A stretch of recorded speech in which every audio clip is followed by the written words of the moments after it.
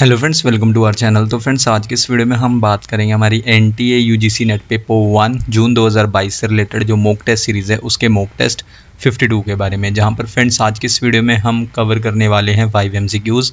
तो आप सभी वीडियो का फॉर्मेट जानती हैं, तो हम डायरेक्ट अपने फर्स्ट क्वेश्चन पर चलते हैं, जहाँ पर आज का हमारा पहला क्वेश्चन है, what is the approximately percentage share of nuclear power in India, यानी कि भारत में परमाणु ऊर्जा का लगभग प्रतिशत हिस्सा कितना है। फ्रेंड्स, ऑप्शंस आप अपनी स्क्रीन पर देख सकते हैं और इसी वीडियो के नीचे कमेंट करके हमें 10 सेकंड के अंदर करेक्ट आंसर बता सकते हैं। और फ्रेंड्स, ऑप्शंस आपको खुद रीड करने हैं।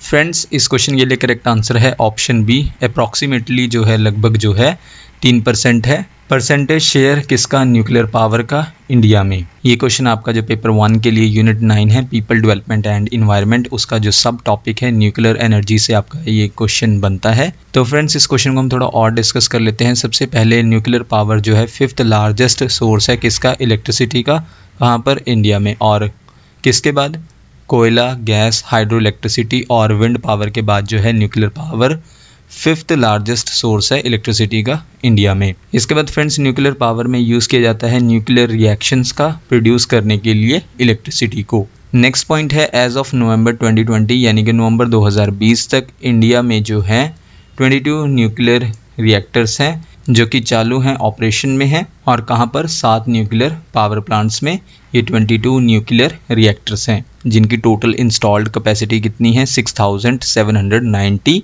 मेगावाट। नेक्स्ट पॉइंट है, 10 और रिएक्टर्स जो हैं अंडर कंस्ट्रक्शन है और जिनका जो है कंबाइंड जनरेशन कैपेसिटी कितना होगा, 8000 मेगावाट। इसके बाद फ्रेंड्स, इंडिया में जो है प्रेजेंट न्यूक्लियर पावर कैपेसिटी की बात करें तो 6790 मेगावाट है, जिसे इंक्रीज किया जाना है कितना, 22480 मेगावाट। कब तक, 2031 तक।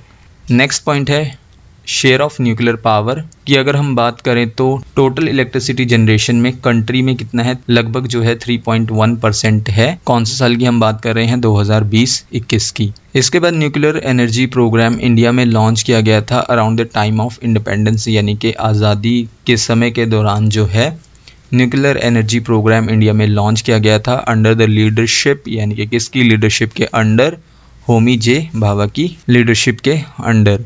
इसके बाद नेक्स्ट पॉइंट, एशिया का फर्स्ट न्यूक्लियर रिएक्टर अप्सरा रिसर्च रिएक्टर है जो कि सिचुएटेड है, लोकेटेड है कहाँ पर, मुंबई में।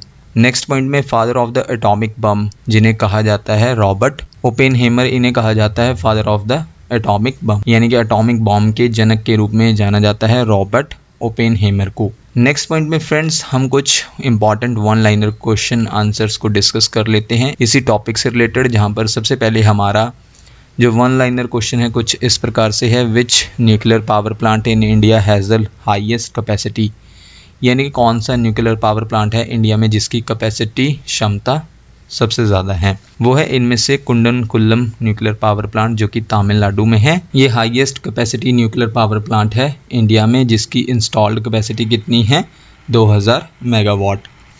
नेक्स्ट हमारा वन लाइनर क्वेश्चन कुछ इस तरह से है, which is Asia's first nuclear reactor, Asia का पहला न्यूक्लियर रिएक्टर है अप्सरा रिसर्च रिएक्टर जो कि मुंबई में है और ये एशिया का फर्स्ट न्यूक्लियर रिएक्टर है। नेक्स्ट क्वेश्चन है, where is Narora nuclear power plant situated, Narora nuclear power plant ये सिचुएटेड है उत्तर प्रदेश में। इसके बाद अगला क्वेश्चन है, how many operational nuclear power plants are there in India, यानी कि कितने वर्किंग न्यूक्लियर पावर प्लांट्स हैं इंडिया में। प्रेजेंट टाइम में इंडिया में जो है 22 ऑपरेटिंग न्यूक्लियर रिएक्टर्स हैं 7 न्यूक्लियर पावर प्लांट्स में, जिनकी इंस्टॉल्ड कैपेसिटी कितनी है, 6790 मेगावाट। नेक्स्ट क्वेश्चन है, name Asia's first nuclear reactor, Asia का फर्स्ट न्यूक्लियर रिएक्टर है अप्सरा रिसर्च रिएक्टर जो कि सिचुएटेड है मुंबई में। और इसके बाद हमारा लास्ट वन लाइनर क्वेश्चन है और इस क्वेश्चन से रिलेटेड हमारा लास्ट पॉइंट भी है, which is the first nuclear power plant in India, पहला न्यूक्लियर पावर प्लांट इंडिया में Tarapur atomic power plant, first in short TAPS-1, ये भारत का पहला न्यूक्लियर पावर प्लांट है। ये ऑपरेशनल है कब से, अक्टूबर 1969 से, और कहाँ पर है, महाराष्ट्र के बोईसर में। इसके बाद फ्रेंड्स हम अपने नेक्स्ट क्वेश्चन पर चलते हैं। क्वेश्चन नंबर 2 में आपको बताना है the type of evaluation which gives feedback to students as well as teachers is dash, यानी कि मूल्यांकन का वह प्रकार जो छात्रों के साथ साथ शिक्षकों को भी प्रतिक्रिया देता है।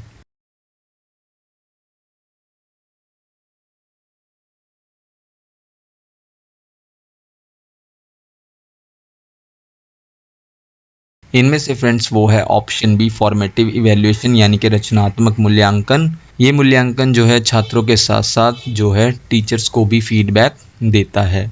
नेक्स्ट क्वेश्चन है question number 3, instructed created exams, standardized exams, final projects, final presentations, final essays, final reports, final grades are examples of which of the following assessments, यानी कि प्रशिक्षक द्वारा निर्मित परीक्षा, मानकीकृत परीक्षा, अंतिम परियोजनाएं, अंतिम प्रस्तुतियां, अंतिम निबंध, अंतिम रिपोर्ट, अंतिम ग्रेड निम्नलिखित में से किस मूल्यांकन के उदाहरण हैं।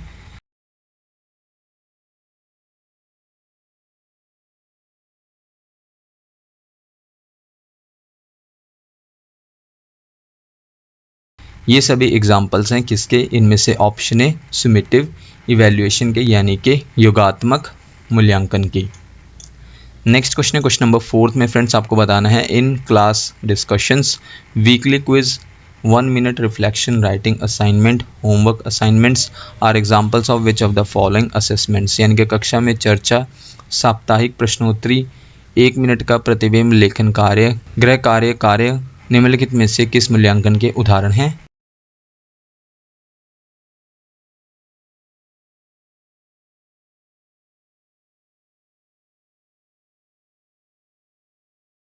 ये सभी एग्जाम्पल्स हैं, इनमें से ऑप्शन बी फॉर्मेटिव इवैल्यूएशन के, यानी कि रचनात्मक मूल्यांकन के। और आज का हमारा लास्ट क्वेश्चन है क्वेश्चन नंबर 5 में आपको मैच द फॉलोइंग करना है, जहां पर फ्रेंड्स हमारे पास एक साइड गिवन है ऑर्गेनाइजेशंस और दूसरी साइड गिवन है डिसिप्लिनरी डोमेन, यानी कि विषय गिवन है। तो आपको करेक्ट मैच करने हैं। सबसे पहले है ए पर है ICSSR और नंबर 1 है उसके सामने गिवन फिलॉसफी, बी पर है DST और उसके सामने है नंबर 2 सोशल साइंसेस, सी का है ICMR और उसके सामने नंबर 3 पर गिवन है साइंसेस और इसके बाद डी पर है ICPR और उसके फ्रंट में है नंबर 4 मेडिसिन, जहाँ पर फ्रेंड्स कोड आप अपनी स्क्रीन पर देख सकते हैं और इसी वीडियो के नीचे कमेंट करके हमें 10 सेकंड के अंदर करेक्ट कोड बता सकते हैं।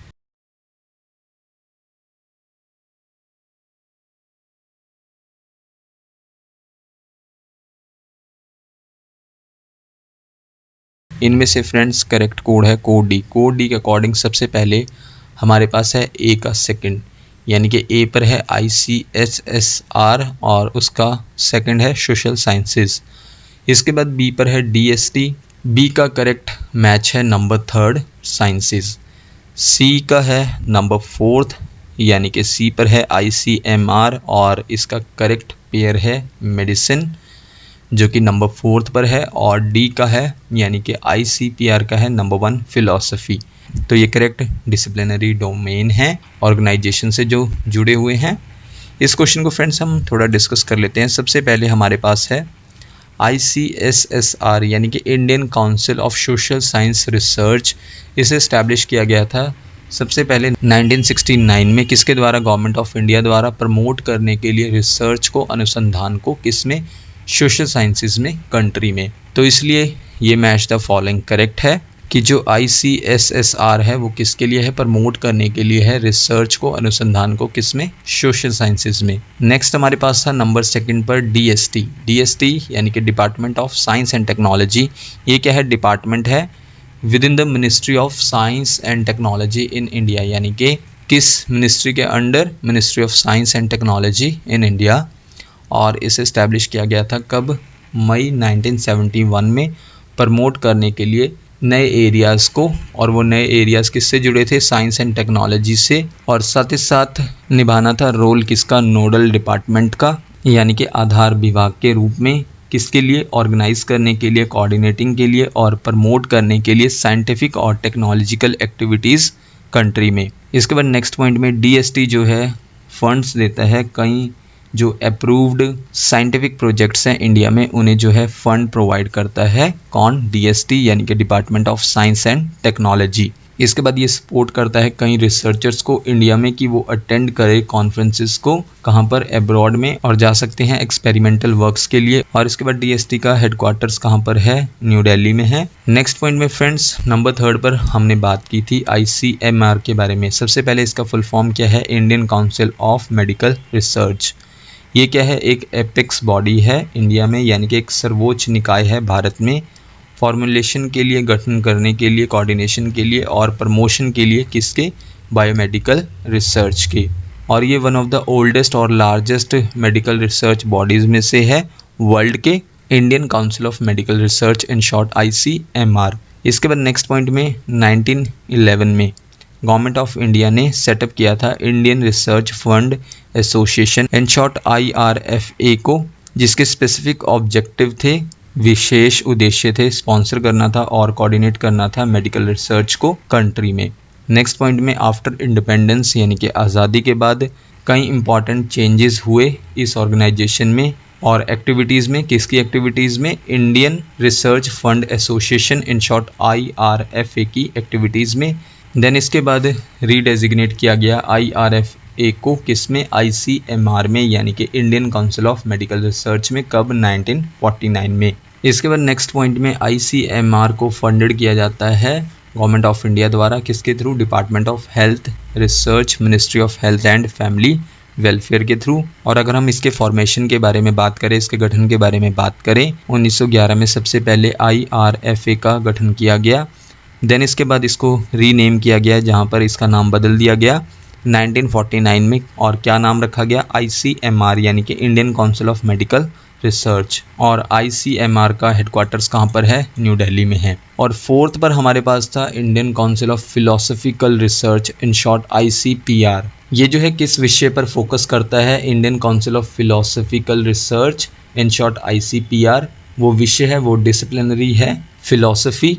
और इसे इस्टेब्लिश कब किया गया था, मार्च 1977 में। किसके under, department of higher education and ministry of human resource development, जिसे अब जो है मिनिस्ट्री ऑफ एजुकेशन के नाम से जाना जाता है। और इसे एपेक्स यानी कि सर्वोच्च लेवल बॉडी के रूप में इस्टेब्लिश किया गया था, किसके अंडर, सोसाइटीज़ रजिस्ट्रेशन एक्ट 1860 के अंडर। इसके बाद ये काउंसिल फॉर्मली एक्टिव हो गई, कब, जुलाई 1981 में।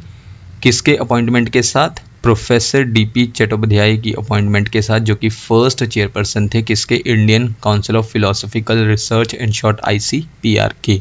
और इसका हेडक्वार्टर्स भी कहाँ पर है, न्यू दिल्ली में। तो फ्रेंड्स ये थी हमारी आज की वीडियो, जिसमें जो है हमने 5 MCQs को कवर किया। आप हमें इसी वीडियो के नीचे कमेंट करके बता सकते हैं कि आपने टोटल क्वेश्चंस यानी कि 5 MCQs में से कितने MCQs को करेक्ट मार्क किया। नेक्स्ट वीडियो फ्रेंड्स आपको जल्दी चैनल पर मिल जाएगी। So thank you friends for watching this video.